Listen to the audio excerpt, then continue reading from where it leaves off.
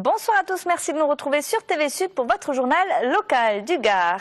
À Tango, le conflit est au point mort. Depuis un mois, le mouvement social prend de l'ampleur au sein du réseau de transport en commun nîmois. Ce matin, les salariés en grève de Tango ont bloqué le dépôt de bus pendant plusieurs heures. Parmi leurs principales revendications, les révélations des salaires. Reportage Alain Belon et Olivier Michel. Il était 5 heures ce matin lorsque les salariés du réseau Tango ont bloqué les entrées du dépôt nîmois. En grève depuis le 5 septembre avec des débrayages quotidiens, ils ont choisi de durcir le conflit face à des négociations salariales infructueuses. On a demandé 1,5 d'augmentation, plus une prime exceptionnelle par rapport aux résultats de notre entreprise qui fait de très bons résultats en 2012 et qui en feront encore de meilleurs en 2013 puisqu'ils vont multiplier leurs résultats par 5 ou par 6. Donc c'est simplement un retour sur la productivité qu'ont fourni tous les conducteurs.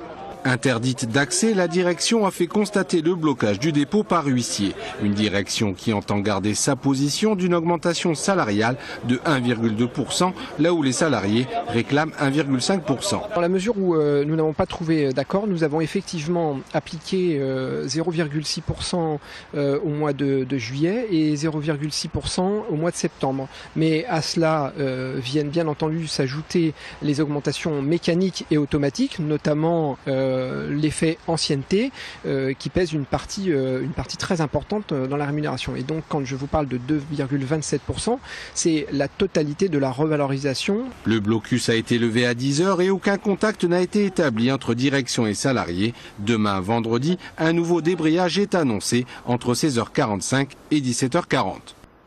Il y a un quart de siècle, Nîmes connaissait les pires inondations de son histoire. Le lundi 3 octobre 1988, 14 millions de mètres cubes d'eau se sont déversés sur la ville en 7 heures.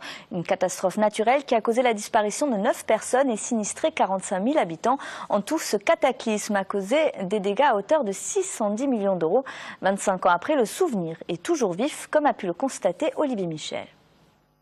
Le 3 octobre 1988, après une nuit de déluge, l'eau a commencé à ruisseler dans Nîmes, puis est montée, emportant avec elle, progressivement, les articles des magasins, des voitures, puis des vies.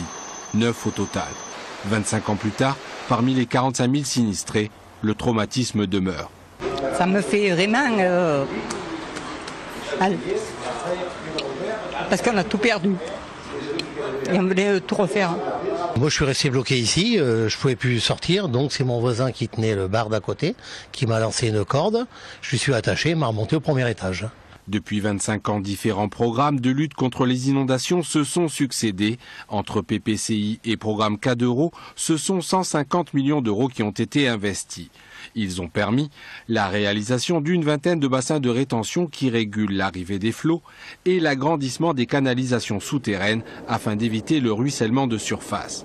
Des travaux colossaux qui permettent de lutter contre une crue du type de 2005, mais pas contre l'ampleur de celle de 1988. 88, c'était 14 millions de mètres cubes qui se sont déversés à peu près en 7 heures dans la ville.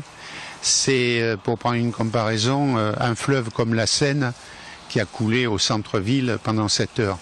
Donc on est axé sur 2005 parce que physiquement c'était possible.